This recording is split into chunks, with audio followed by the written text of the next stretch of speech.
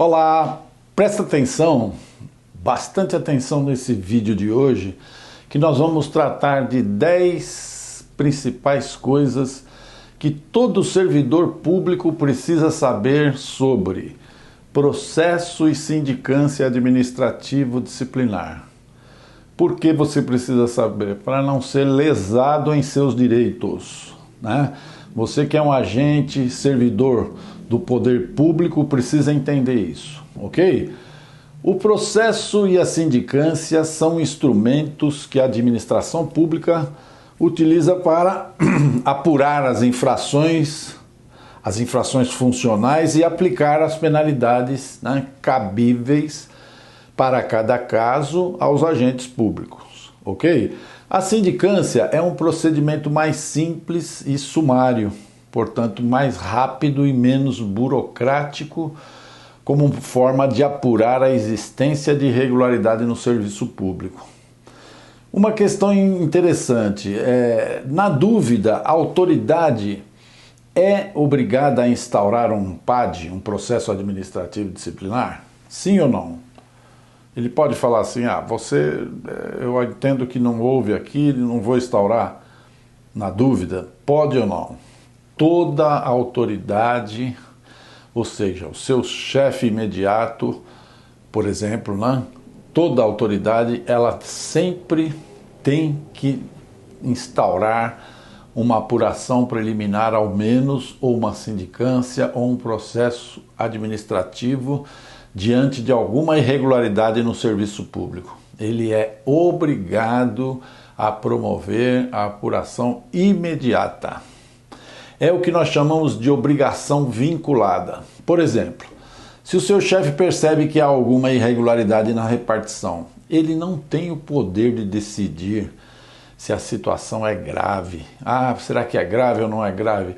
Ele precisa instaurar um PAD para averiguar a situação e aplicar as penalidades cabíveis, ok?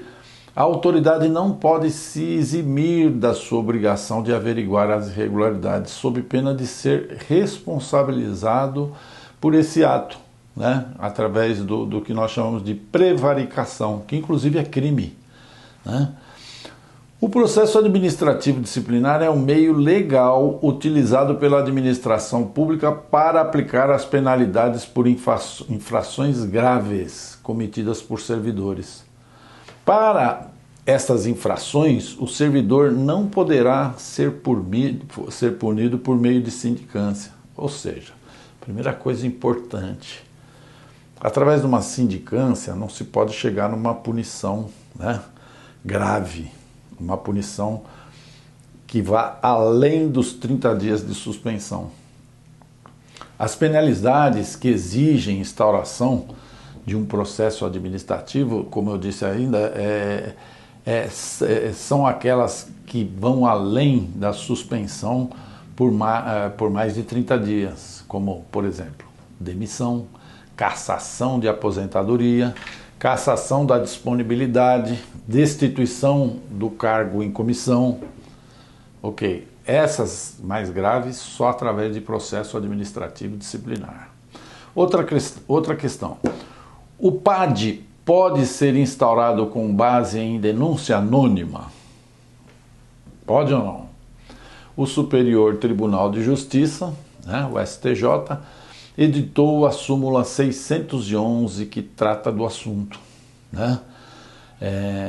Que diz que, desde que devidamente motivada e com amparo em investigação ou sindicância, né, que anteceda, é permitida a instauração de processo administrativo disciplinar com base em denúncia anônima. Ok? Em face do quê? Do poder-dever de autotutela imposto à administração pública. Ou seja, é possível instaurar o PAD com base numa denúncia anônima em virtude do poder-dever. E o que é esse poder-dever? Esse poder-dever de autotutela é o poder, ao mesmo tempo, obrigação que a administração pública tem de corrigir os seus próprios atos, chamado de poder-dever.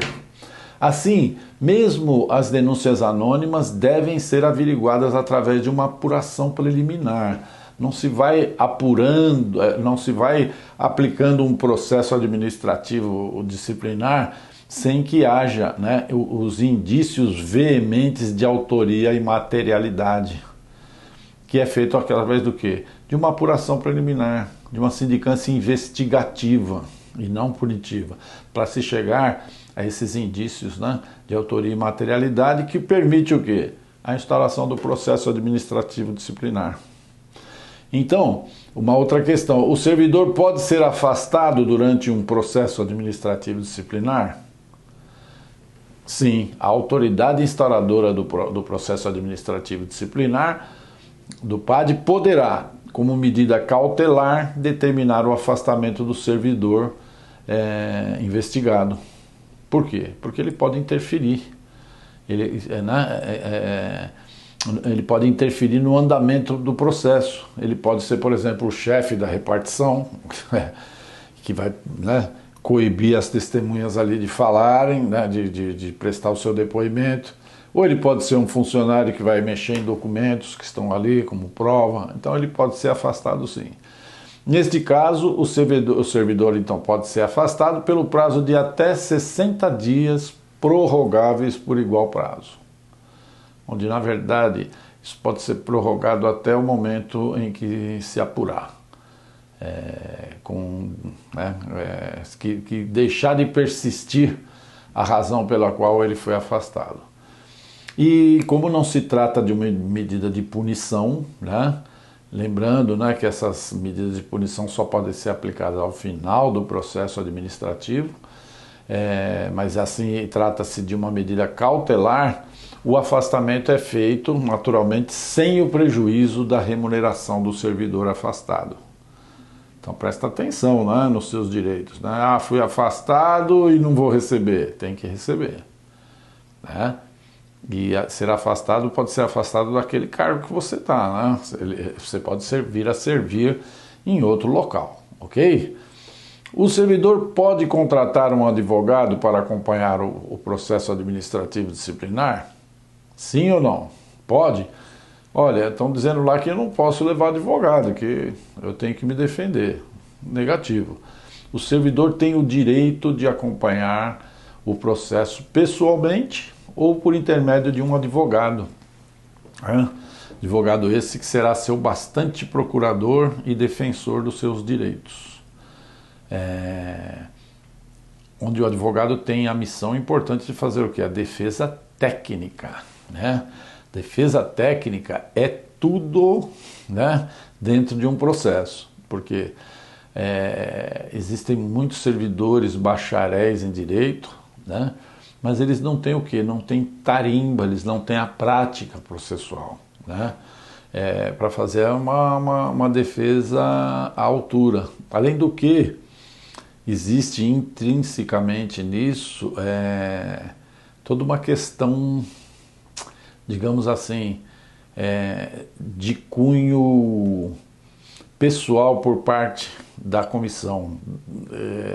Esse cunho quer dizer o quê? Olha, esse defensor é um advogado constituído, tarimbado, e daqui, não havendo uma decisão à altura, é certeza que esse advogado vai recorrer à justiça, né?